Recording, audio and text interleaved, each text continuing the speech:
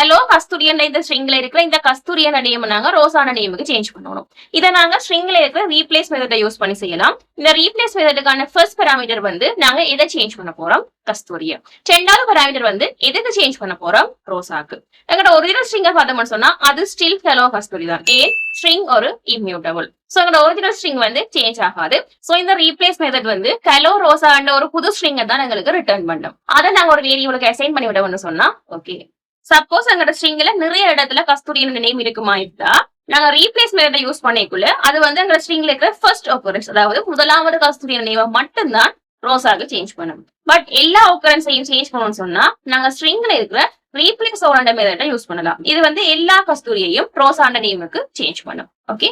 But ஸ்ட்ரிங்ல இருக்கிற இந்த replace ஓரண்ட method வந்து ஜாவா ஸ்கிரிப்ட்ல ES12 அதாவது 2021 ஆம் ஆண்டுல தான் இன்ட்ரோடியூஸ் ஆனது.